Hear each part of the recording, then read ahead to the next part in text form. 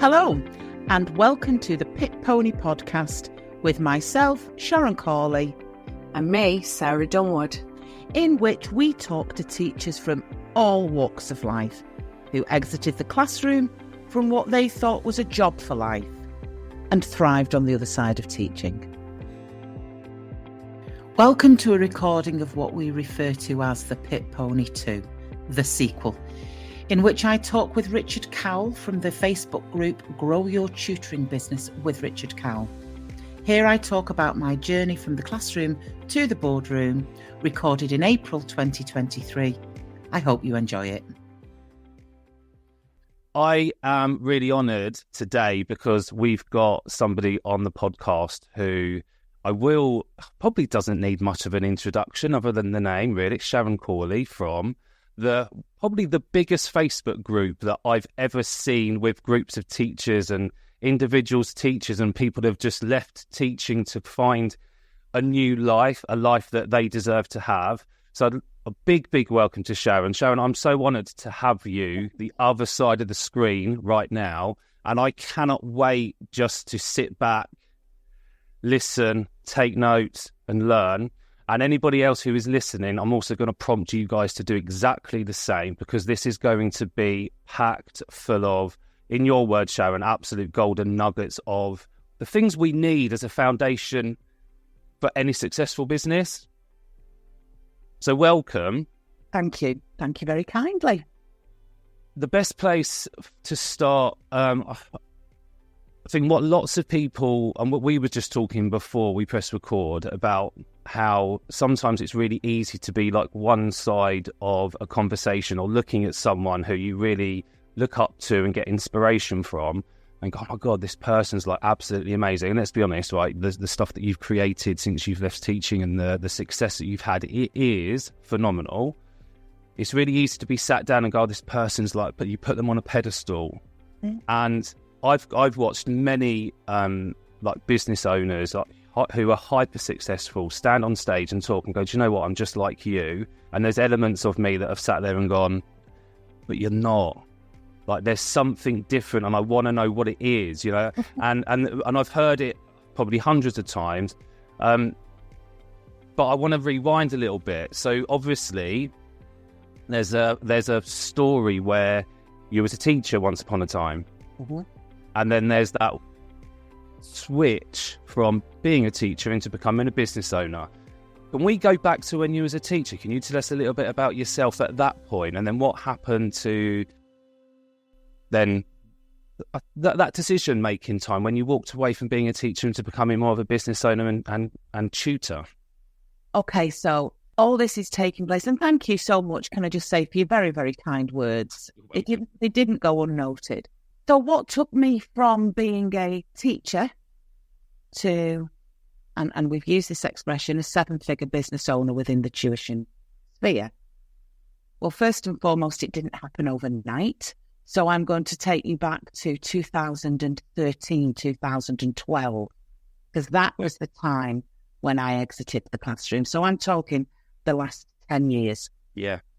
And I don't know if yourself or your group members or anybody listening to this would be familiar with a video that I did a couple of years ago called the Pit Pony video. I'm very familiar with it. Okay, the Pit Pony video, it's a great blueprint of how to leave the classroom with multiple income streams, but I didn't use the expression pit pony glibly. I really believe, and still do, that many teachers and many individuals in very limiting educational environments are pit ponies. So let me explain to you why I was an educational pit pony. For those who don't know what a pit pony is, by the way, because they weren't born and raised in the shadows of a colliery, a pit pony was an animal that was born underground.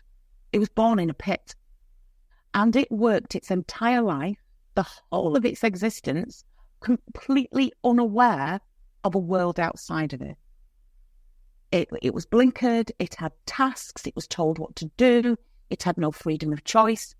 And then eventually, at retirement, was taken from underground into a field and hadn't got a clue what on earth they had been exposed to. and they ended up blind. They couldn't adjust to the light. They couldn't acclimatise to space and fresh air. I was that pit pony. I loved school. Yeah. I was the top set kid in English who put a hand up, much to the annoyance of all of our other mates. Pick me. Play school. Loved it. My greatest heroes who I wanted to be were individual teachers. I loved everything about school. I loved everything about learning. And therefore, it was completely natural for me to want to be a teacher and emulate what I'd seen as a kid. But what I didn't realise the difference from a child to an adult in the education system is, whilst I was a child and being encouraged to be creative and learn and develop and come out of that experience a better and more rounded individual, it couldn't be more polar opposite when I went in as a teacher. I was task-driven. I started teaching in 1994 and genuinely believed over a period of 19 years, de-skilled myself as an individual. I came out a lesser person than I was when I went in. Yeah. I was ruled by bells. I was given a timetable in September, a scheme of work that I had to follow. My inset and CPD was predetermined on a one-size-fits-all. Sat there on a twilight session on the 6th of September, being given the same information as an ECT, a PE teacher, someone who couldn't control a classroom in a million years, and we all got delivered the same kind of personal development. So over a period of time, and I know it's an overused expression, I lost myself. I lost all of the things that I loved about being in education as a kid and came out the educational pit pony, who in 2013, because personal circumstances had coalesced at the time. So in 2013, I was out of the classroom. My marriage had broken down. I had a repossession. I was signing on the dole with kids who I'd been head of year 11 for, and started at what could have been described as a personal rock bottom, but stood there in a field and had some serious choices to make. I knew I'd underachieved. I knew I was de-skilled, but I stood in a field and I could make a choice when I was in that field. Am I liberated or am I trapped forever? And at that point, I made some serious decisions. And to just give you a very brief and edited journey, because I talk a lot in life after teaching, but I don't tend to talk about the success of Connexus Tuition. I keep that quite on the... and when we connected before, Sharon, like I kind of guessed at the success by how many there are, because like you can see that there's like a big network. But when we were talking, I think last week, like I was shocked by that, and I've been sharing that like with people really close. Like I couldn't quite believe that it got to that level. And like, don't get me wrong, like I obviously believe that tuition is one of those areas that a lot of teachers could get into and make a very healthy financial living and change their life forever. But I didn't believe that that kind of level was possible. Well, it is. It's about scalability. It's all the things I'm going to talk about. Yeah. Having a clear North Star, about having business acumen. And of course, we're going to come on to talk about this in a little while. It's about having the right mindset. But like many people who have come out of the classroom, who are the pit ponies, tuition was something I knew I could do falling off a log. I was GCSE English. I could move a child up 2 sets in English in half a term, exam focused, know the mark scheme. Don't give them a piece to annotate and send them off and do all that. Tell them what they needed and do exam practice. It was pure old school tuition. Do this, learn this off by heart, apply it. And I started off driving around to people's houses in 2013 and knocking on doors and going in and started the world of tuition there. And it was at that point, I think I started to develop who I was as a business owner, because I had certain points throughout my journey where I had to rip a sticking plaster off, because I was never going to allow myself again to feel trapped in an environment. And if the business environment that I'd got myself trapped into, let me give you an example. There are only probably 3 hours in an evening where you can access children, 3 or 4. If you pulled up at a house at 4 till 5 and that kid hasn't sat down at that table till 4:15, if the mum's keeping you gabbing about how annoyed she is with her husband, and you've knocked on in your time, and then as you're leaving, oh, Sharon, I'm so sorry, I forgot to draw your money out. And you leave that house having had more than an hour of your time without a penny. Yeah. Imagine walking into your pub for your Sunday dinner. I'm sorry, we're going to be half an hour late. I've arrived half an hour late. Can I still have my table? And by the way, I forgot my money. Can I pay you next time I'm in? Absolutely not. So I had to, my first ripping of the sticking plaster was when I suddenly thought, oh, I've got my clients and I've got my money coming in, but I'm going to have to set a boundary. And I sent a group text and I was absolutely quaking. Dear all, as a small business, which always was my passive-aggressive start of saying, I'm about to tell you what you're not going to want. As a small business, you have booked a session from me from 4 till 5 and you have me for the full hour. I will require payment for 4 weeks in advance using, and all of a sudden, I watched kids ready for me at the table. I saw monthly payments dropping into my bank account, and I suddenly went, well, they clearly must value me. Yeah. My next sticking plaster was, that's great, but I'm not travelling around anymore. I want them around my kitchen table. A small business. I am no longer mobile. Your slot will be at my house, and I lost 50% of my clients. Yeah. And do you know what? That's not a problem at all, because I replaced them like that. I then went from 1-to-1. As a small business, it is now my model to group those children around my kitchen table. We will no longer be charging you £30 an hour, but for £20, your child. And I moved my business model along at a point of pain when I became full or I was time poor, and I moved groups of children from around my kitchen table into a church hall. And I put another maths teacher at the side of me in 2014. And we started the Connexus business model of group tutoring in halls. And within 9 months of that, I was probably taking, because we had 2 tutors, probably had about 8 tutors in a church hall. I was taking about £1,200 a night, 2 hours. And I did that 3 nights a week. Yeah. So by about 2014, by about the end of 2014, early 2015, bearing in mind I was signing on in 2013, I was probably doing a 12k month. And that didn't faze me. Just for clarity, right? Let's just say that again. 12k months. Yeah. We're talking within sort of 12 to 18 months of you starting that business. Yeah. Signing on to 12k months. Because that was my North Star. And I'll talk to you about my North Star. Yeah. An unwavering North Star. Because I had my North Star, I knew what it felt like and I knew what I had to do to get there. So it's about a 12k month. And all of a sudden I was able to start to make some real clear business decisions. And I then knew that the world of scale was everything in business.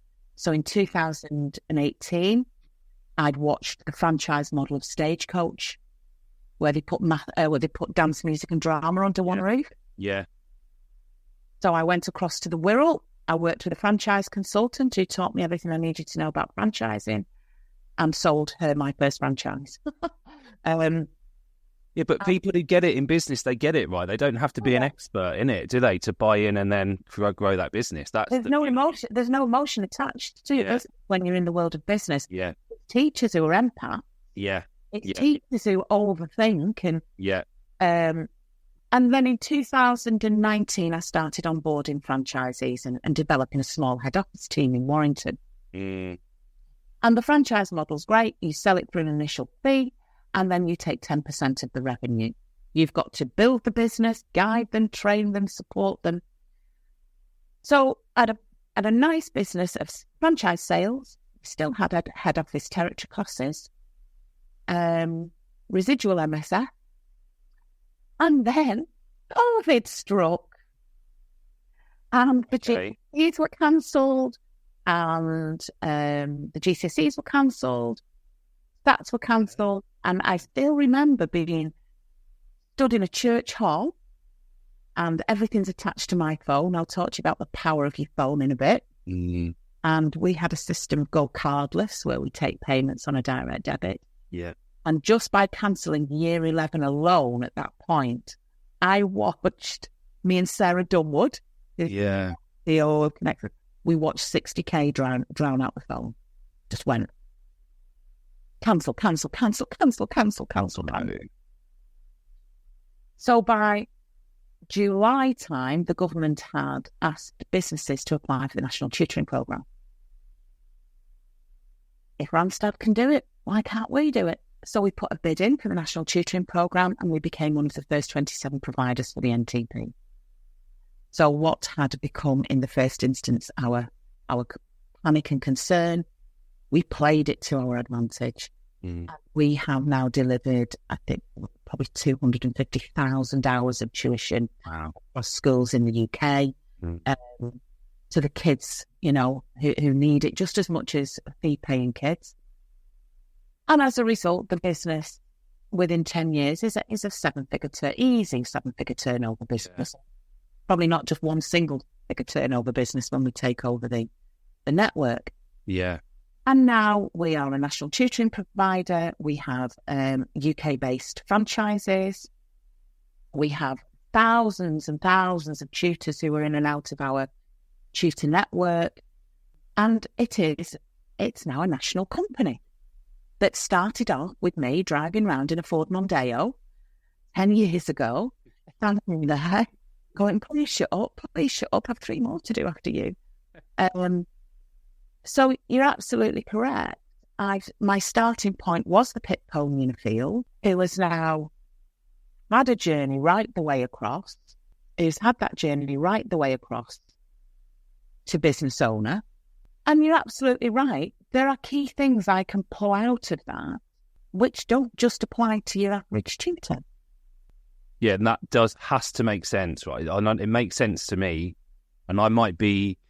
I think I mentioned this to you last time. There's there's levels to everything that we do, and sometimes it's about how much time someone spends on particular things. Like, for example, we spoke about daily habits, which I'm really looking forward to hearing you talk about those particular things. But the longer you do certain things every single day, they compound over time, and they just start to add up, and not just add up, but it's that snowball effect. And so your business is where it is because of the actions that you've taken for many, many, many, many days and months and years. And myself personally, I was that classic entrepreneur for so many years, where I was reading the books and I was going to seminars and I was connecting with people, but they're not doing anything. It was only when you kind of called it ripping that sticky plaster off, and you go, can't do it like this anymore. I've got to do something different. The tension is really high in my life. Something has to change. I was I'm going to force myself to do it. And then it wasn't quite as bad as what I thought it was going to be. Similar, driving around to people's houses. Was it going to pay enough? Were people going to like me? Were people going to... And actually, the traditional way of teaching, like you mentioned, is really similar to the way that I do it. I don't like... Well, there's certain things that I didn't like in school. That's really obvious because that causes friction and stress because they don't... with your personal values, they go against them, and you're doing things which are not making a big difference, or in your opinion, they don't make a big difference. But here you are sat with someone, either on a one-to-one or in a small group, and you're just saying, this is the way that you can do it. Yeah. And we can do a whole, probably terms worth of work in just a few hours, just by looking at this is how you can actually do it. And everything's structured around that. We spent thousands looking at our key messaging around tuition. We worked with a brilliant guy called Bruce McKinnon, who did our brand arrow. So we truly, truly understood what we did as tutors. And we got down to the most simplistic image. We bridge the gap between what is delivered in the classroom and what is received by the child. It is that simple. There's no overthink. What is delivered and what is received, there's a gap. Yeah.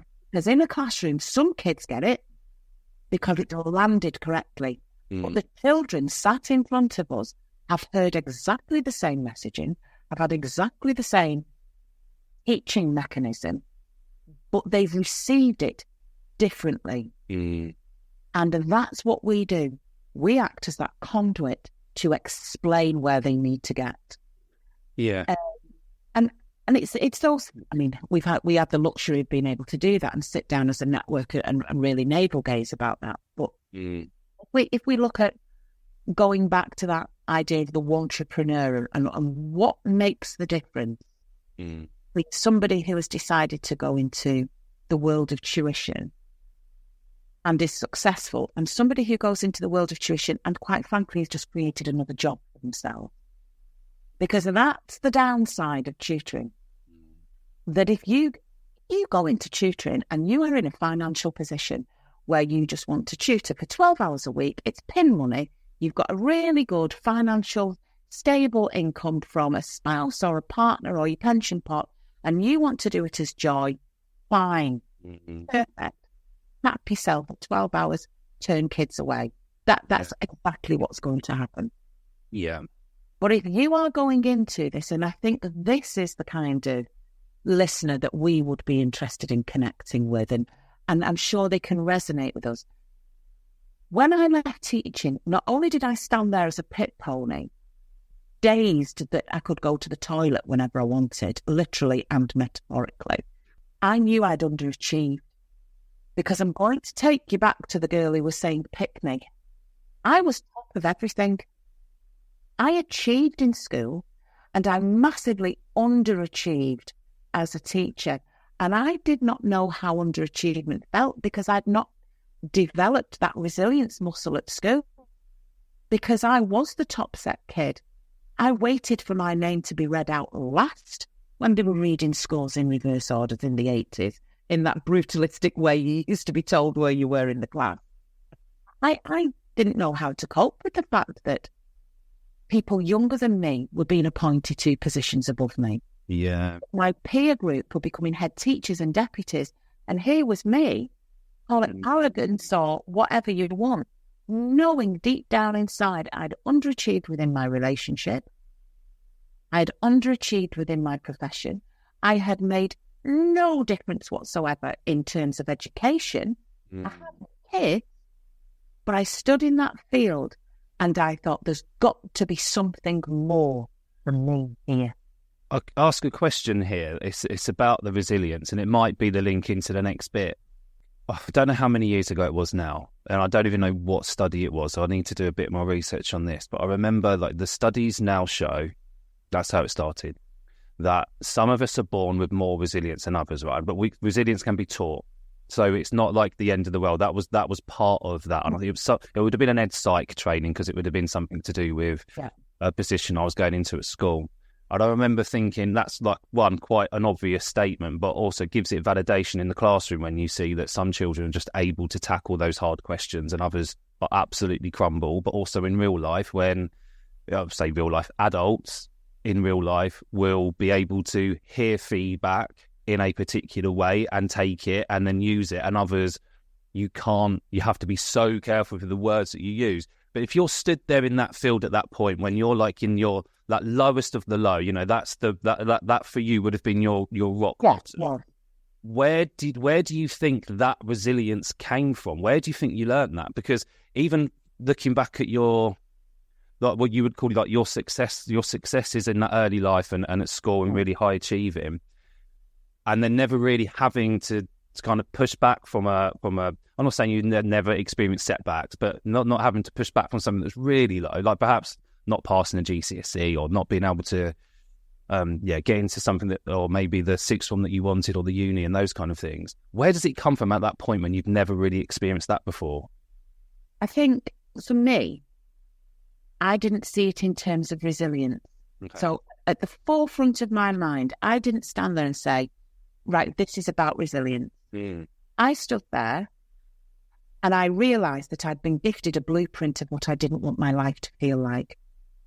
Okay. I had been given an absolute blueprint, a recipe of what I didn't want it to look like, feel like, or be like. And that's a powerful thing when you come out of teaching, because you can almost make a list and then do the complete opposite. I had a repossession. I had absolutely no money.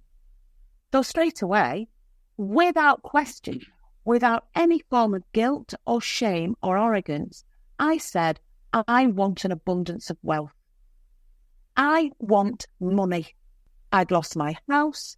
I was signing on. We were living hand to mouth. So do you know what? I deserve financial wealth. Me and these kids are not going to live like this anymore. And from going from looking at school uniforms that were really, I don't know if I can get another month out of those school shoes, to 18 months. My children were pupil premium kids. My children were pupil premium kids. And within 18 months, my son was going to Manchester Grammar and my daughter was going to Cransley, which were two fee-paying independent schools. And they were pupil premium kids. It's what a crazy journey. Okay? Because I said, I don't want that anymore. This is what I want. And if it's what I want, I'm not going to attach all of those limiting self-beliefs. Sit with, well, am I really worth money? You bet your life I am when I'm stood in that field and I've got nothing. So it's perfectly palatable for me to want money. I want joy in my life. I am miserable for so long. I'm trudging. I'm underground. I want joy. I want to do stuff where I can sit with the sun on my face or have a house that I am proud of because I deserve it because of what I've gone through. I want financial wealth. I want joy. I want balance. I want health. I want a mental health. I want peace of mind. So I took all of the things that I was feeling at that point when I was leaving and completely listed the opposite, and they became my North Star. That was what I was working towards. So actually, if I got that as my North Star, but I was feeling anxious, stood in a woman's kitchen, that wasn't heading me towards my North Star. If I was doing something because I'd undertaken a project when I was freelance, and fundamentally it was losing me money in time and petrol, that was taking me away from my North Star back to where I was before. So it wasn't necessarily resilience. That came later. Okay. It's knowing what I wanted and how it felt like. And the minute I felt unaligned on that path, it reminded me of how I was in the classroom. I was doing a day's supply or I was doing intervention in a school and I got that, well, hi, it's lovely to see you. Would you mind awfully just sharing your lesson plans with us? No, I'm not doing anything. You're not minute managing me on a freelance contract. I'm out of there because it feels unaligned. It's making me feel how I used to feel before. So I became very clear on almost having like a visceral or an emotional check-in with what I was doing. And in a sense, I suppose that built the resilience because if it didn't feel right, I didn't do it. Yeah, it does make sense. I mean, like even from just standing there making that decision and going, this is it, this is my purpose, this is what I'm aiming for. And if I'm not on purpose, I'm out. If I'm not on purpose, I am out of there. Yeah, that is, it was almost brutal in many respects because I'd been that pit pony, I'd been the underdog. I was healing myself and I was recovering from traumatic incidents that had happened to me, teacher, within my marriage, and I was healing all of those things by reprogramming my attitude to me. So I'm going to segue into how I did it. Yeah, please. I'm already mesmerised by what you've just shared there. And actually did get goosebumps as you start talking about that purpose and that drive towards it, and even that bravery just to go no, because no is a sentence, a full sentence, and I think people need to understand. And it's no, because do you know what? My kids have been through enough. Yeah, I've been through enough, and I am damned if I'm getting out of the classroom and losing all of the benefits like a pension and the regular income and still being miserable. Yeah. Not on my watch. So the how part is again just so important. And I have taken already countless notes already, and I'm sure others will do exactly the same. And now I've got to find more space somewhere as you carry on, Sharon. But yeah, please keep sharing. It's amazing. Thank you. So first and foremost, I want to talk about the mindset. The mindset of moving from that classroom pit pony to a boardroom entrepreneur. So moving from the classroom to the boardroom, from education to the world of business, but keeping all the best educational bits with you. Mindset. You cannot go on social media without hearing the word mindset. Yeah. It's almost become misused, overused, devalued, diluted in its understanding, and people think they know what mindset is. It's like when you call the woman who's got your Starbucks right a legend. She's not a legend, really, is she? It's not an iconic hairdresser. So let's go back to mindset. We don't decide one morning to have a business mindset. We already have one. A mindset is your established set of attitudes. It is your self-perception. It is your inner self-talk. It is your frame of mind, and you already have it established. You already have a very, very strong business mindset. Now then, there are different types of business mindset, and listening to which two I'm going to talk about, you will decide which business mindset you have, not whether or not you have one. It is a given you have a business mindset. Okay. So I'm going to say you're either in swim lane A or you're in swim lane B. You are either already entrepreneurial in your spirit. You are risk tolerant. Let's give it a go. Yeah. You are success focused. You are optimistic. You have an abundant attitude to what lies ahead of you. You have a can-do. We will succeed in this. And you have a very, very clear way of just adding one word to a sentence that determines what your business mindset is. Pay £40 an hour for one-to-one. Why would anyone pay me £40 an hour? Add the word not. Why would anyone not pay me £40 an hour? Which is your business mindset? Entrepreneurial, or are you led by fear? Are you negative? Do you have limiting self-beliefs? Do you have a limited money mindset that thinks, no one will pay me that? I'm not, I get 12 grand a month. Is she mad? I never get 12 grand a month. No, you won't. If you're in that swim lane, love. Go 12 grand a month. I want a bit of that. Yeah. I can do that. If she's doing it, I can do it. You have an expectation it's going to fail. You overthink. You procrastinate. You attach too much importance on the minutiae, and you almost expect it to fail so you can congratulate yourself that you were right. Knew it'd never work. Knew it'd never work. So you're already got a business mindset. You just need to work out which one you've got. That's really powerful, isn't it?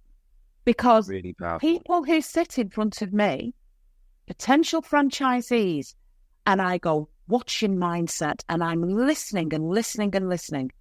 When a franchisee starts to talk about their territory that they want to buy, I know exactly which. There's a massive opportunity where I live. There's a brilliant grammar school. There's a huge community of Well, I'm not really sure because there's lots of tutors in our area. Same situation. Are you abundant, success-focused? Are you positive? Have you harnessed all of those things that keep you in that swim lane? Because it's so easy to go to swim lane B. Swim lane B is easy. And this is the difference. This is your competition. When you are at home designing your Facebook page, or when you are at home designing your first leaflet, I'll be able to tell you immediately which mindset designed which Facebook page. I have a Facebook page from a mindset A that bursts off the screen. Picture of yourself with kids promoting yourself. Look how great I am. Loads of social proof. You're lucky to have me. I've got limited places, but we can always work something out. Phone me for a chat, see if I can help. Or a picture of a bloody owl and something that doesn't want to show you because you've done a bit of clip art because you're worried what your teacher friends are going to think. You've both designed a Facebook page. You've both got Facebook tools. You've both got exactly the same opportunities, but look how it was approached. And the same with a leaflet, the same with a telephone call, the same with absolutely everything you do in business. If your starting point is, this is never going to work, why would anybody buy from me? There's not enough kids out there. Talking to a woman the other day, I was helping her set up as a tutor. Well, I don't, she only needed 20 hours. Well, I don't know because, I mean, there is a local set. She was a maths teacher in the local secondary school. She was leaving. And I said to her, how many kids are in that school? She went, 1,700. And you need 20 hours. And you were the maths teacher there. Yeah, I suppose when you put it like that, I just threw my pen up in the air and thought, crack on, love. Yeah. Because nothing I say or do will ever let you see anything other than solutions waiting to become a problem. Yeah. It's so, Sharon, do you ever find that there's times, because we're all human, and I'm probably just reflecting myself here more than anything else. Do you ever find that you accidentally swim into the other lane? Yeah. 100%. Okay. 100%. So what I then do is... everybody, Sharon's normal. So what I then do is I have a toolkit. Okay. I have armbands, I have a float, I have a rubber ring, and I get right back into I was hoping you had David Hasselhoff on the side ready to jump in and save you. Well, now I will. Add him in. Okay. That's going to go in my toolkit. Of course I do. And it doesn't start from scratch. I go back to the fact this has been 10 years. Yeah, sure. So now you've got it. Yeah. We all have a business mindset. We all have attitudes to money. Yeah. We all have a money mindset. Some of us have an abundant mindset where we believe we're worth every penny and some. You want me on a day rate? I'm going to make your eyes water. You know why? Because I'm worth every single penny. And the minute my throat closes about money, it says more about me personally. So money mindset, business mindset, we always have it. And I think money's one of the hardest ones to come across because particularly if you were brought up in a northern working class environment like I was, where people showed off. He's got a new car, he's showing off. We attach it to guilt, we attach it to shame, we attach... I get shut of all of that. Yeah. Brilliant. Do you know what money does? Money gives you the time and space to run a Facebook group for 130,000 people who need it the most. Yeah. While 7-figure business is going on in the background. Yeah. That's what money enables you to do. Money, as you're talking, teaches out of a bathroom at 9 o'clock at night, like I have to do. Yeah. And that's the power of real money. I mean, that has so much meaning behind it, particularly where, those people in that group have come from and need you at those particular moments. And then also knowing that, I mean, you said this before to me, like having that authority. When someone speaks to you, they know what you're going to say. One works, but it carries so much weight. And I mean, you helped me with a friend of mine just a few weeks ago, and like you said, didn't really say much, or you felt like you couldn't help her in that moment, but actually, just because it was you, made a big difference. And a few weeks on, there's applications being sent out to jobs. You can start to see that she's coming out now And that was part of that process. And sometimes we don't even see the power that we have and the good that we do, even when, we're doing it. It's that invisible footprint that we have that we never realise. But if you adopt that attitude of actually having an abundance of wealth allows me the flexibility to do the things I really want to do, actually it becomes a bit more sanitised about taking home what I take home a month. Yeah. I don't have any guilt about it. I'm worth twice what I pay myself. Easy. So, where did I start? Let's do some simple golden nuggets, shall we? Yeah, let's do it. This is what I've been waiting for. I talked about my North Star. Yeah. Okay. Straight away, get your journals and notebooks out. What do you want to achieve? Be big, be bold. And if you feel shame coming up when you're writing something, bloody put your pen down and work out why. Or do I feel as though I'm 10k a month? Boom. If it makes you feel awkward, sit with it and go, why? And really figure it. So get your clear North Star. Sorry, Sharon. Like with the money, because I feel like money's the big barrier I've found in the past. That kind of, I'm not worth it. I'm not worthy. No one's going to want me. And then when they start putting these things down and they start putting those financial values in there, which I've always encouraged people to do, because I do think that it is that key to the next part of your creating your dream life. Now, some people might go, it's very materialistic. My opinion is, you might see it like that, and you can change things around, but you have to dig deep into why you really think that. So, how to do some really, really crude psychoanalysis, you have to sit there and go, why do I feel like this about money? When have I felt like this about it before? When have I felt like it before? When was the first time I felt like this about money? And the chances are it will have been between the ages 0 and 7. Yeah. You will have had something predetermined, pre-wired into your system about what other families have that we don't. And it will have taken place, it will be an established set of attitudes that were probably established in childhood. Yeah, right? 100%. And one of the quick ways of doing that is you lie down, you picture that child. It's in a child work. You picture that child. You picture how that child was feeling. In your head, you go to that child and you tell them differently. Mm-hmm. And you sit with that child. This is all the stuff I've had to do. Mm-hmm. And you sit with that child and you have to love that child and say, I know you feel like this and it's perfectly understandable and it's perfectly acceptable. But that's now not how it's going to be for us. So there's a logical look at healing your inner child and unlearning what have been really, really established beliefs around money, success. Every time you were a girl, there was a fine line between celebrating your success and the word showing off. Yeah. There's an awful lot we can do with regard to looking at inner child work. Go on. This was my saving grace, my phone. If I was listening to a podcast and I'd never heard of inner child before, I'd be down a rabbit hole at 3:00 this morning. Okay. Going, what does she mean, inner child? What's she feeling that? Oh, there's a meditation I can do on it. There's somebody talking about it on YouTube. So I'm not going to give you the full psychoanalysis of a child. But that's how you'll sort your money mindset. Okay. Perfect. Get your North Star. Then, this is the first thing I did. When I realised what kind of a mindset I wanted, when I realised I was the entrepreneurial, the go-getting, the success-driven, I went on a quest, not a journey like these Americans go on, Richard. I went on a quest to develop that mindset. So I started working around on my phone the people who were resonating with me, who were talking about this mindset. Louise Hay, Eckhart Tolle, Oprah Winfrey, Deepak Chopra, Bob Proctor, Robin Sharma.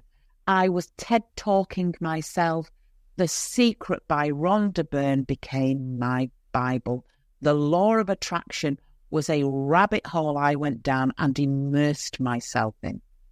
So I didn't just do it off the top of my head.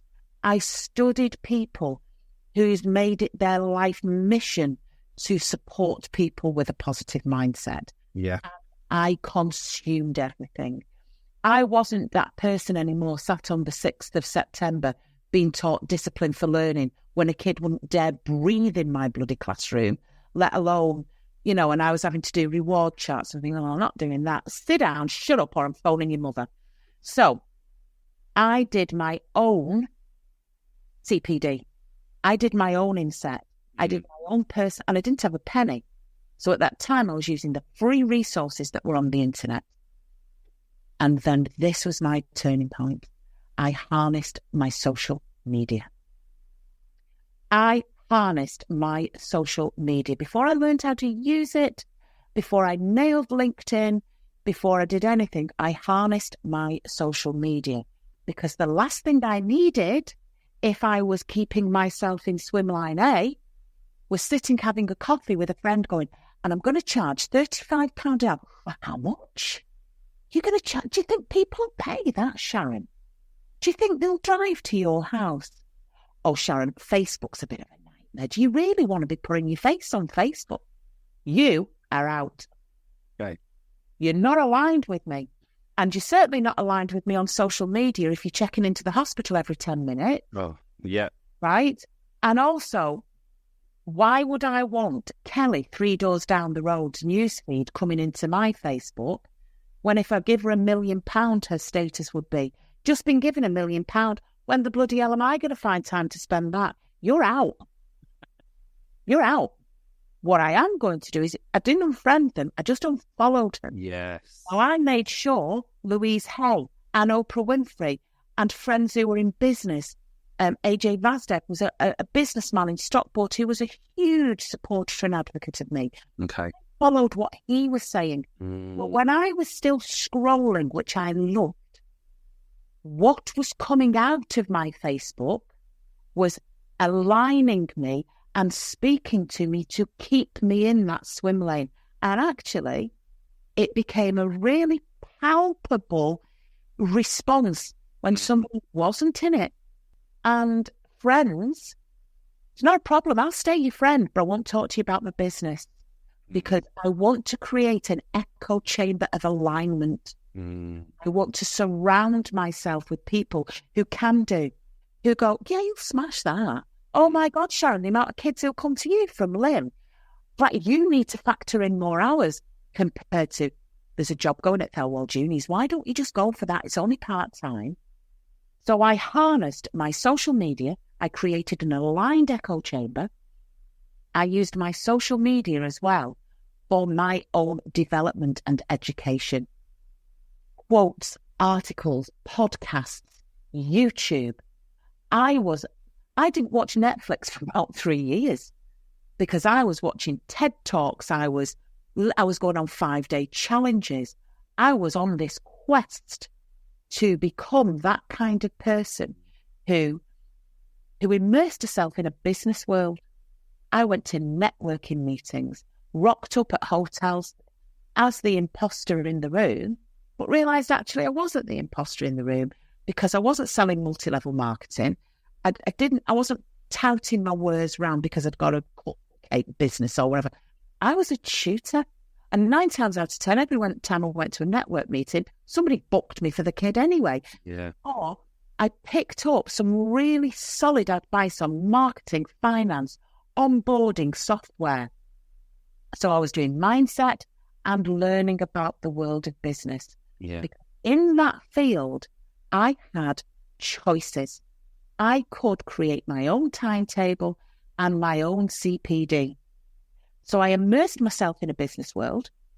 I streamlined my friends. I streamlined my social media. And that was a really great platform. And then I looked at what tools I could use.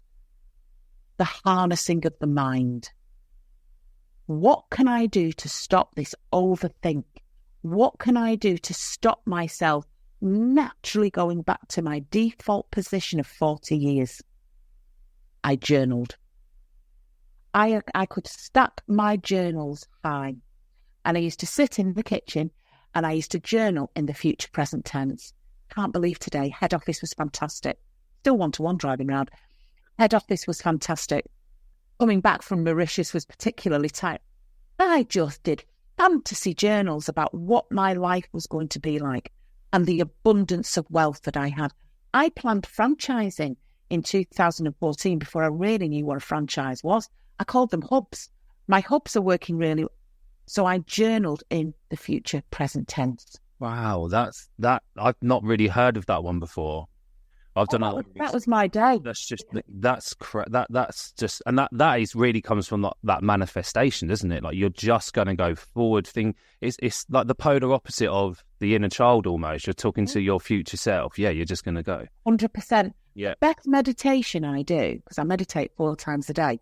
The best meditation I do is I walk through a forest and I come to a triangulation in the woods, and I'm there as my present self.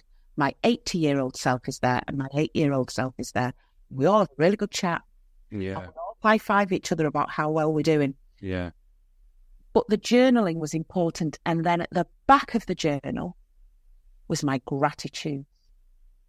I live in a permanent state of gratitude.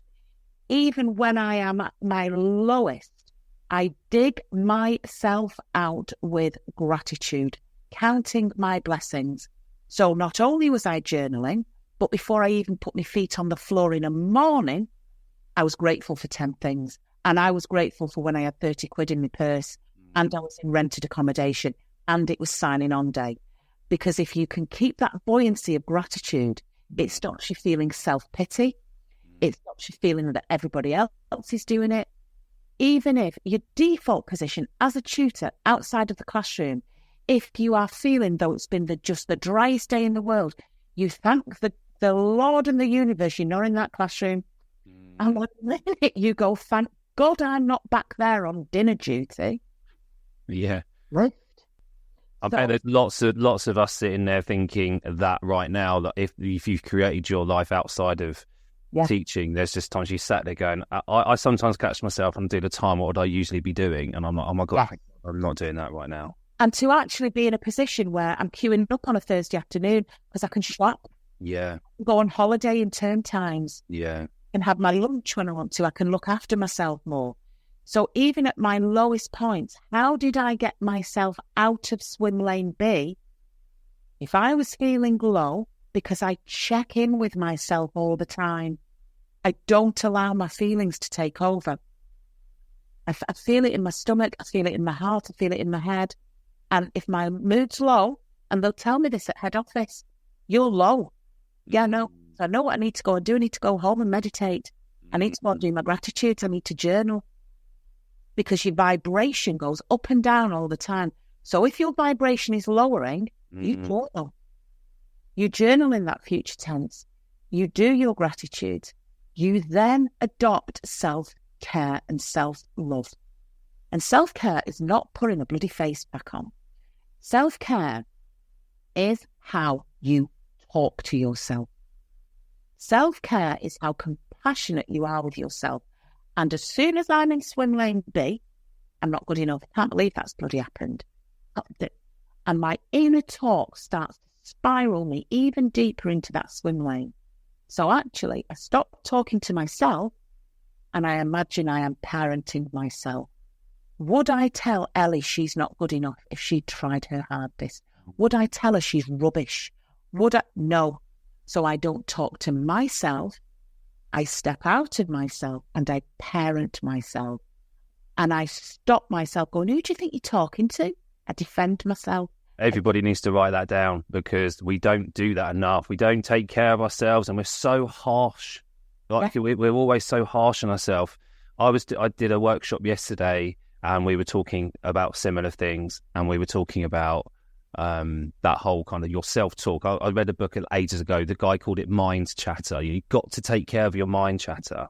Now, would we, if we had a child in our classroom who did exactly what you said, just tried really hard but didn't quite get it, would you go, oh my God, you're so rubbish? Yeah. What was even the point? Yeah. I knew this was going to happen. So I split my personality in my own head. Okay. And I actually defend myself from my voice that's attacking me. Who do you into? Don't you dare speak to her like that. Do you know what she's come through? Do you know what she's capable of? And I can't do it as one voice. I have to put personalities in my own head. And I know that might sound really off the wall, but I can't talk to myself nicely unless I'm aware of who's doing the talking. So I parent myself, and I parent myself in a good way as well. No, you're not having that. You've already had 15 vanilla slices. Do you? But the minute you become aware of your different voices, and of course that's the chimp paradox. The Chimp Paradox is the best book you can read in the universe. It's the game changer of harnessing your thoughts. So, gratitude. Gratitude is the one. How you talk to yourself. How you establish recognizing when you're talking to yourself in a bad way. Because the minute you recognize you're doing it and you become aware, it halts you. You're not doing it again. Have you heard me? I'd go toe-to-toe with somebody who spoke to me like that in the street. You rubbish. Who are you talking to? Oh, but it's okay to say that to myself. Yeah. So it's drawing that awareness to all of these things that were happening. So I'd harnessed my social media. I was realigning friendship groups with what I did and didn't share with them. I was journaling and manifesting, meditating, guided meditation on YouTube. It takes ages to settle into a good meditation because your mind's chattering and going mad, and that's okay. You just learn to waft your thoughts away like clouds. Go and learn how to meditate. Go and research it. You mentioned somebody the other day I saw in the group, and then I was going to write it down. I think I was away and I didn't take a screenshot or a note. Who was it that you listened to? You said I'd take him to bed, and that made me giggle. Me and Jason Stevenson go to bed every night. Right, okay. If he's lucky in the middle of the afternoon. Jason Stevenson has got a guided meditation for everything. And the first thing a meditation will do is a full body scan. Right. It brings your focus to your breath. And the chances are you are lying there with short, shallow breath because you are in anxiety. And even if you find yourself anxious and you just spend 5 minutes every day breathing in for 4, holding it for 2, and breathing out for 5, it slows you down.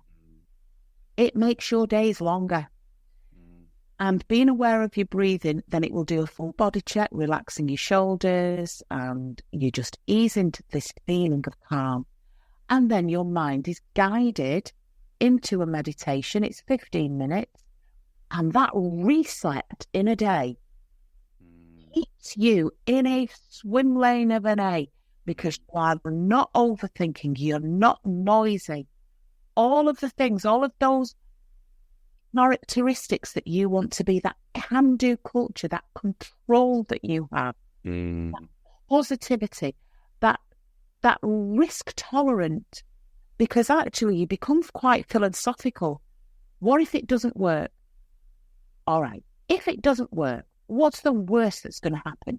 Because swim lane B is catastrophization 101. Let's make a decision to do something and focus on every single thing that's going to go wrong. No. Let's make a decision. Let's stress test it, see what happens, work out what's gone wrong and how we can make it better, work out what's gone right, and build on that. Same situation. How I deal with it and how I come at it with my mindset is going to get better results. So if you are in a position where you are saying, why are people more successful than me? It's that. It is as simple as that. It's simple, but it's not easy. And there is a big difference. What I have talked about are simplistic, very, very clear, scalable solutions to a problem. To actually maintain it has taken 10 years of practice. I've had life coaching, counselling, retreats. I've signed up to more 5-day challenges. I have ensured my social circle, my work colleagues, my franchisees are absolutely of the same mindset. If I get a franchisee through the door with that mindset, wow, they are VAT registered within months. They are rocking and they are rolling. And our franchisee network generally has the same ethos as the Life After Teaching. Now you've got to know me, you can pretty much see why we manage to control and keep in a swim lane of a positive 130,000 people who don't have any keyboard warriors. Yeah, that's pretty much the like the pinnacle of social media management right there, because anybody who's been on any social media platform, doesn't matter which one, people with millions of followers are also followed by millions of trolls. And you go on a Twitter feed and it's just, it really is. And even if that post is super positive, there will still be people drawing out a negative out of somewhere. So knowing me, tweeting social media, all over LinkedIn, all over Facebook, guess what platform I'm not on? It's Twitter, Sky. Wow. Yeah, because of that. Because you can't control that comment section, can you? Going to put me, it's not about control. The impact it's going to have on my mindset. Yeah. It's unaligned with Swimline A. Yeah. I know before I even go in that it's carnage. I know people are horrible on it. So why am I going to want to spend time on it? How is it going to serve me? It isn't. What's it? It's going to mean I'm going to sell a franchise. No, on Twitter I'm not. Does it going to develop a persona in the world of education? Already have. Yeah. Already done it with my people. Yeah. So that was a decision I tried a couple of months ago, probably last year. I thought, right, I'm going to dip my toe in Twitter. And I went in and out. I was like, oh, that's horrible. So do I stay in that environment and try and make it work? Absolutely not. I'm off.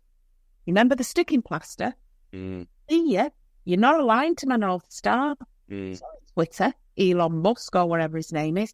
Me and thee are never going to go. They're not going to be together because you don't serve me. Facebook does. My Facebook group, my Facebook pages, my personal profile, LinkedIn, high five. LinkedIn, fantastic. And I think that is a really, really key example to why I didn't have any energy wasted where I didn't need it to be. I was in a toxic school after I left. I walked. Toxic parents. See ya, go find another tutor. Yeah. Form on social media. This makes me feel the way I used to feel. It's not for me. And it's the power of saying, no, thank you. No, thank you.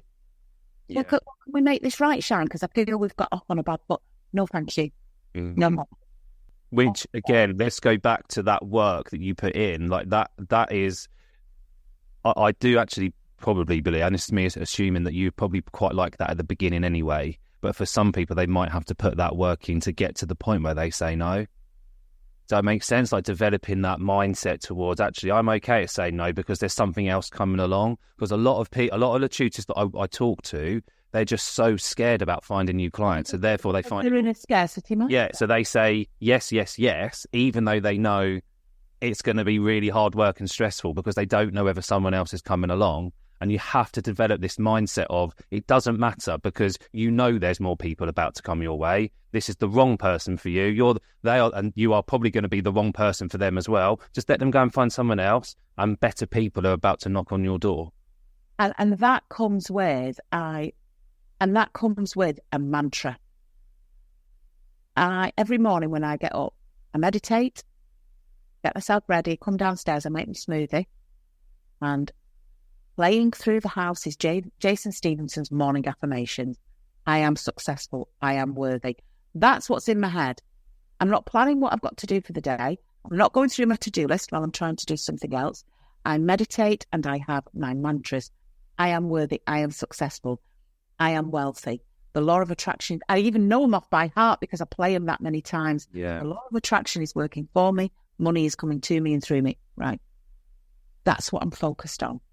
I don't think you can immerse yourself in those kind of practices where you are journaling, where you are grateful, where you've got your mantras and your meditations and doing all the inner work, and then go on then, I'll let him come for £12.50 for 3 hours. No, the two come together. Yeah. And it's not a case of you start doing it and then all of a sudden you wake up one morning and go, no, I'm worth it. We make mistakes. We start, and we do. We're human beings. Somebody offers you 20 quid.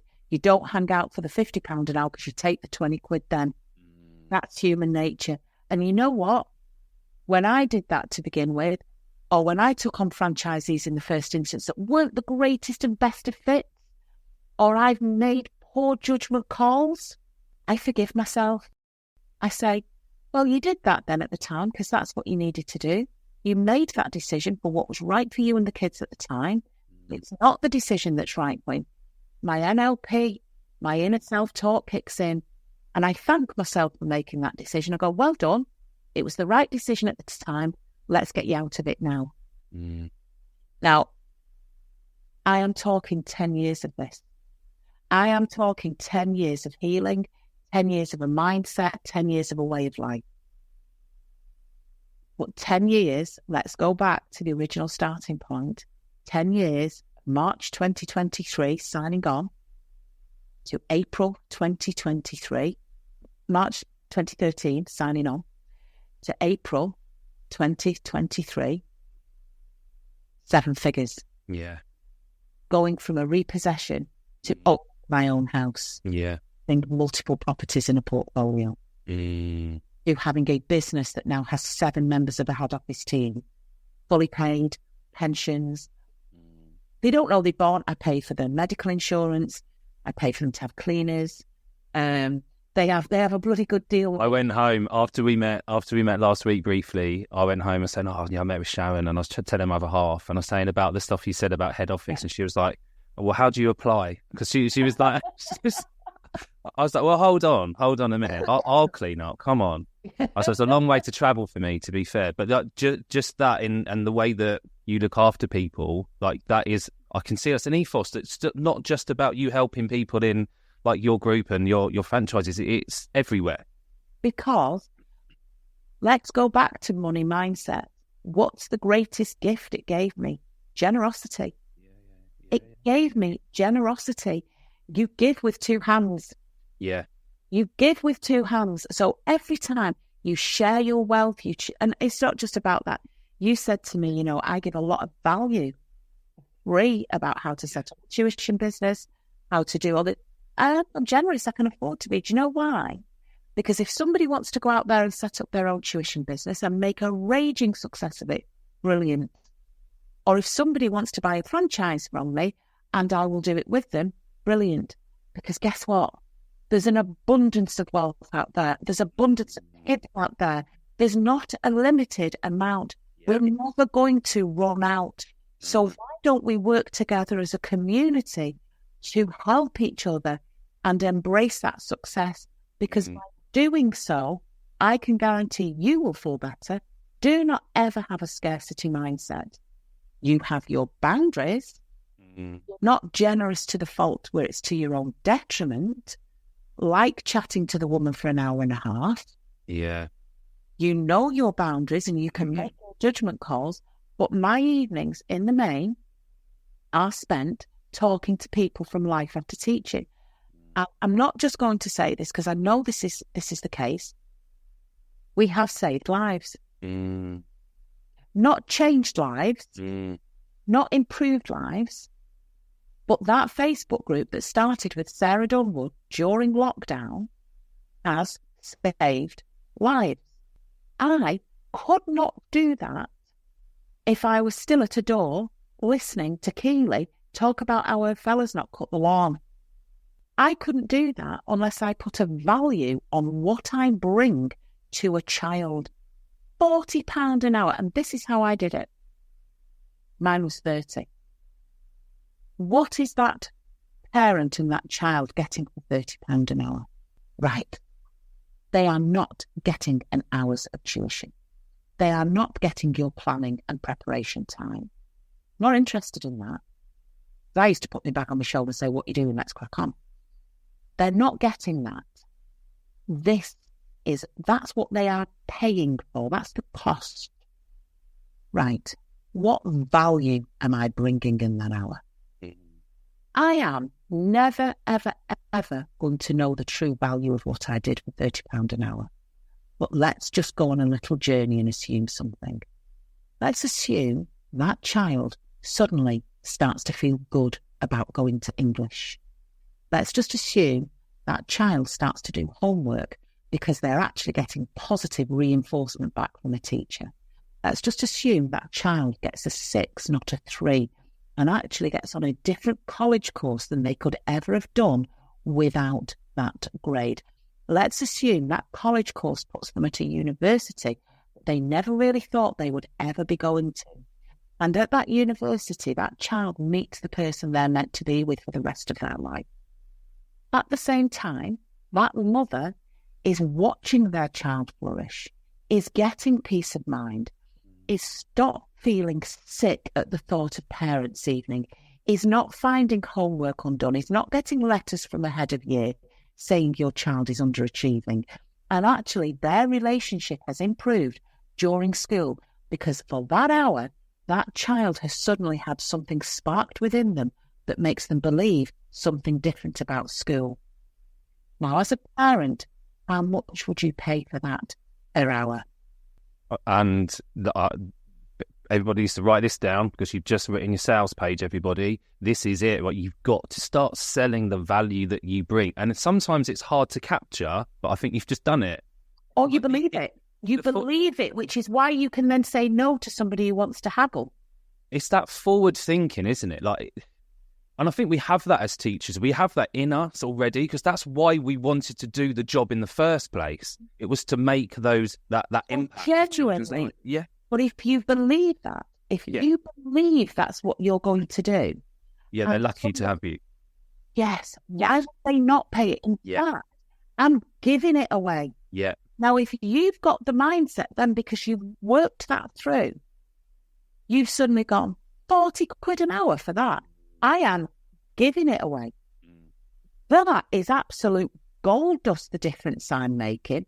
You almost get to the point where you can't put a price on it. You cannot put a price on what you're offering because it is of too much value. So do you know what? Nominally, I'm going to accept £35 an hour of you just so you don't feel embarrassed. And if you've got that in your head, right, is there any wiggle room on the price? No, it's £35 an hour. Yeah. If you want feedback, I can stop the lesson 15 minutes beforehand and we can do it then. Yeah. No, I don't set homework because it's within the hour. If you want me to set homework, I can mark it while I'm with him within the hour. That's not a problem at all. So would you want me tutoring or do you want me marking homework? They'll zip like that. Yeah. Do you want feedback? Yes, within the hour, zip. This is also similar for one-to-one work as well. For people looking, a massive question I get asked all the time, I want to do groups, don't know how to do it. And it's like, we'll set up groups and start saying no to one-to-one. So I start filtering them in and be really like, you start saying no. I had this last week. Someone came to me and I was like, I only do one-to-ones with SEN, right? And I have a very limited amount of time. And I do it because I like doing it, because I could still have that time for groups and earn more money. But I like doing it. It's something which I think for me, it's the right thing to do. Again, that's just like my personal ethos on it. Parents sat with me last week. They was like, look, I want to convince you why my child needs one-to-one. And I listened. And I said, look, it's not SEN. It's the only reason I do it. And I'm happy to find you a one-to-one tutor if that is what you think's best. I said, I've got a network of tutors I can point you to. But if you want one-to-one, it's not going to be with me. Do you know what I used to say? Imagine you've walked into a Chinese restaurant and you are now saying to the waiter, you're convincing them you want them to make an Indian dish. Not what we do. It's different, yes. Totally different. Yeah. It doesn't mean you can't have it. You just can't have it here. Yeah, So, that's it. And then that's what I used to say. I will recommend you and I can send you elsewhere, but I don't do it. And then I used to use the Chinese and Indian restaurant. And I was So do you find, though, that they would then go, oh, okay, then? Because they already want you, don't they? That's the thing. They already want you. You've already done the selling part. That's what they're bargaining for. Yes. They're not bargaining for group. They want me on a one-to-one. Yeah. So how I managed to move from one-to-one to groups elsewhere, this was my secret trick. I always gave notice. I gave notice with a cut-off point. I'm not going to leave you in the lurch, but the one-to-one slot, unfortunately, will not be available after next half term. So I'm giving you 6 weeks' notice to find another one-to-one. If he still wants me, it will be to join a small group at the same time. But I'm not, but Sharon, he wants you on a one-to-one. I'm not, and then I would go, that's like coming into a Chinese restaurant and asking them to make an Indian meal. My business isn't doing that anymore. I've changed my model. But he wants, but that's not fair. He's been loving coming to, he still can. There's going to be kids sat with him. And I had a plaster for every cut because like what you were saying, she just wanted me on a one-to-one. Well, actually, one-to-one's not an issue. If you want one-to-one, it's not with me. If you want me, it's in a group. Got your choice. And I'm also giving you notice to figure it out. Yeah. And then I'd do a softener. All right, why don't we try it? Why don't we just get in first week back after half term? Because I know damn well you won't go one-to-one at this stage in the year. Why don't we just bring him along and see what he thinks? And I literally cartwheeled through that session. Praise, bouncing with a bit of banter. And he came out and he went, yeah, it was I learned loads. Yeah. Yeah. Job done. Yeah. Yeah, overserve. Well, we should try to overserve, but that's the point, right? You're getting them in there, so that free one, they're kind of maybe sluggish on their way in, but they're bouncing on the way out. Correct. Yeah. And then at that point, they've got me. Yeah. I'm happy. The parents happy, the kids happy. Win for everybody. But it was that you can still have one-to-one. Yeah. Me. Yes. Yeah. If he wants you, well, it's in a group. And you almost get yourself going round in this circle until eventually one of you cracks. And it's not me. Yeah. Because that's not aligning me with my North Star. Because actually, you're limiting me to 30 quid an hour when I could be looking at in a group tuition situation in a hall, 400 quid for that hour. And the minute you have that figure in your head and she drives off in a BMW to her husband who's got a great job as a webcam user, I then go, what would you have said to me? You'd have gone, no. Because I've got a 5-bed detached house in Appleton Thorne, and you ain't got that by being soft. And it was those kind of framing conversations I was having because I want to be provincial and I want to stay small and I want to have limiting money beliefs. I'm going to give you what you want. No, I have got so many hours after school to make as much money as possible and serve as many kids as possible because my North Star is not signing on in a 2-bed terrace at my best mate's house. And I'm going to have to make difficult decisions. And that's where the resilience came from. It wasn't, I'm now going to become resilient. My story and my context gave me the resilience because I was able to step back and look at my circumstances and go, hang on a minute. She's going to Maldives for the summer and we're going to Towing for a weekend. Now, if you want me, it's group or you find someone else. Take it or leave it. Yeah. Because I want to go to Maldives. Yeah. That's where my resilience came. Yeah. Okay. Amazing. Now, this. I mean, I'm sure I've just been listening, Sharon. I haven't taken as many notes as what I wanted to. So I'm going to have to rewatch it again and then take notes over because there's just so many things here which I know will, one, support the growth of the mindset, but also with people just making those decisions based on that. Lots of people get stuck in the decision-making process just because they don't put themselves in the right frame of mind beforehand. Yeah.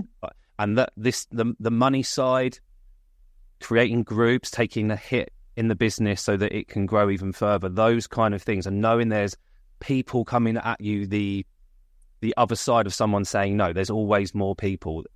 Switching to the abundance. There was a few things a little while back which I wrote down, which I'd love to put back out there. Like it was that continuous development. So you were saying about life coaching, counselling. You even mentioned the vibration stuff, which this is something which was new to me about 2 years ago. I read someone recommended reading the Cawley. Have you read that? No. There's a whole chapter. It's very similar to The Secret, but there's a chapter in there about vibrations. And I talk about this now with my family. Think I'm absolutely mental when I start talking about this stuff because there's certain things that we vibe with and certain things that we don't. We are literally bundles of energy, that are vibrate. And that's where money flows through you and to you. And if you constrict it, you are stopping the energy flow of money.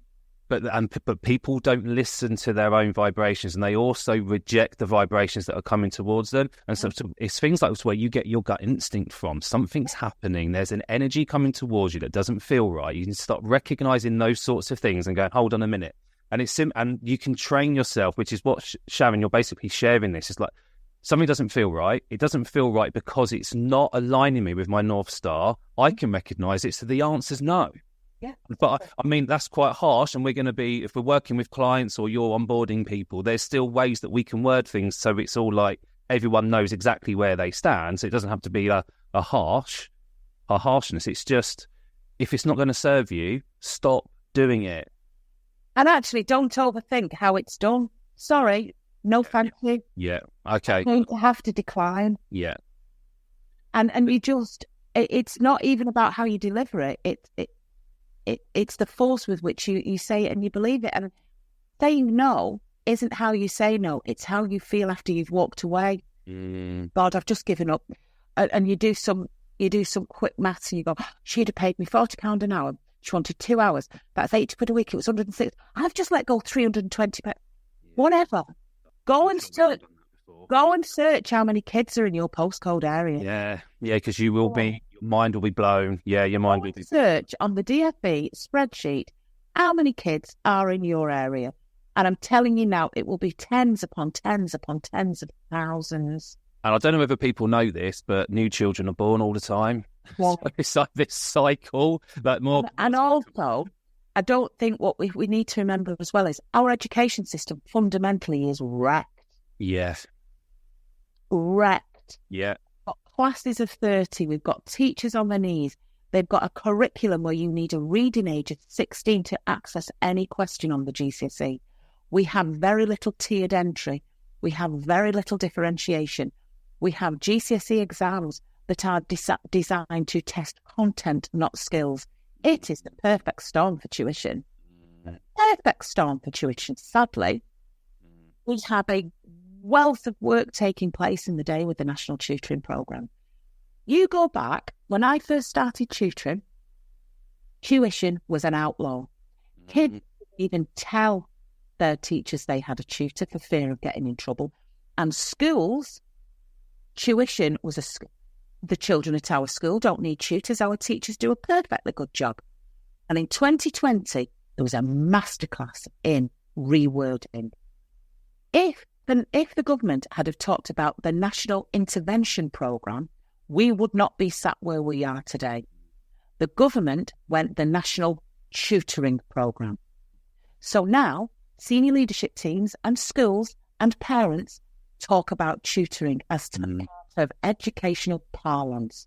That was not the case 3 years ago. There are budgets for tuition. The tuition budget is about to sit within the pupil premium pot of schools. There's a triangle. And the top of the second part of the triangle for best practice of use with pupil premium funding is tutoring. That is absolutely mind-blowing over 3 years. The government has pumped billions into a national tutoring programme. Every single child from whichever socio-economic background has access to a tutor. And you're sat there panicking that you've said no to a parent. There is a national wave of demand for tutors. Do you know the biggest block we have as a business is finding tutors? Not kids, not schools. Finding tutors. There's a scarcity of tutors out there. People don't believe me when I say this, though. Oh my God! I speak to one of my friends is Mel William Brown. She's head honcho at Pearson's, and we talk all the time about tutors. You know, yet tutors because there's a scarcity about them. Well, you adopt that knowledge and that attitude when you're positioning yourself in the business world. You're in demand. You're an umbrella in monsoon season. So actually hold your worth with what you can do. It is possible. So let's just start to pull this back together and let's just revisit a couple of key things. Wherever you are, you have a mindset. You have either a really strong swim lane A, a strong swim lane B, or you're a little bit in the middle and can do with some work to move you across to swim lane A. And I think that's where most people are hoping to be. But there are some people who probably recognise that they are way entrenched in that B swim lane. But you now know they're a swim lane. You might not have known that before. So that's power. So you're automatically empowered by the fact you know your mindset is not where it needs to be. Big tick. You know that all the characteristics of a really robust, a successful entrepreneurial mindset are available to you. You asked me a question, is resilience something that's born? Is it in its DNA? I believe we are all born with the same level, the same opportunities, the same luck, the same mindset. We encounter different things in our life that push us more across into the B, but fundamentally, our human brain, our purpose wants to be in A. That's what we were put on the planet to be. A is where we should be. B shouldn't be our default position. Because actually, when you were born, you were probably born with an A, but you've defaulted to B over a period of time. So it's relearning back in. There are some key takeaways. In order to maintain a B, a mild B and an A, harness your social media. Get an echo chamber of alignment. Be aware when things are not aligned to how you should be feeling. Have a clear North Star with the most phenomenal things on it. Do you know what's on my North Star at the moment? Well, My next house, I'm having a swimming pool. nice. 100%. Yeah. Almost like it's like an obsession. Have you been looking at some? I'm living in it in my own head. Yeah. Okay, I'm living in that house in my head. I do not look single house on Rightmove unless it's got a swimming pool. Why would I? Because it's not serving me. Anyway, get your North Star. Get your North Star. What do I want? And I don't care how big, bold, whatever, because that's what I'm working towards. And anything that does not take me to that North Star and detract me off that path, that's your no. That is your absolute no. Go and educate yourself. Go and spend hours down rabbit holes in your phone, TED Talks. I'll tell you the best one to listen to at the moment is The Diary of a CEO, Stephen Bartlett. 100%. 100%. Yeah. So Go and listen. Go and listen to Jimmy Carr. Go and listen to Russell Kane. Go and listen to Dr. Bob Peters. Listen to what Stephen Bartlett says inside and out, day in, day out. Practically every single one of the podcasts he delivers is on this stuff. It's free, and it's free. Brilliant. It is unbelievable. It is an unbelievable piece of resource, that. Yeah. So if you're driving somewhere, get that on. If you're making your tea at night, have that on. Make it a quest. Remember, it's not something you dip in and out of. It becomes your quest. And eventually, you're absolutely right, Richard, it becomes your practice. You then start to harness the mind. You read the chimp paradox. You start to meditate. You start to check in with yourself emotionally. But my most important one is you underpin absolutely everything you do with a gratitude that you are taking yet another breath. Because at this very moment in time, at 11:11 on the 21st of April 2023, I will guarantee you, and 11:11 is so significant to the universe, it's untrue. Yeah. I will guarantee you that somebody will be sat in a doctor's surgery now being told that they need to get their affairs in order, that they will not see Christmas, that come to the end of the line. Somebody will not have the gift that you have right now, which is the opportunity to plan. And I don't want that to sound morbid or anything like that, but just picture that. Because every single day you get up, you've got choices. You either choose an A or a B. You choose to be grateful or you choose to have self-pity. Choose to work to your North Star or you sit there licking your wounds saying this is never going to happen.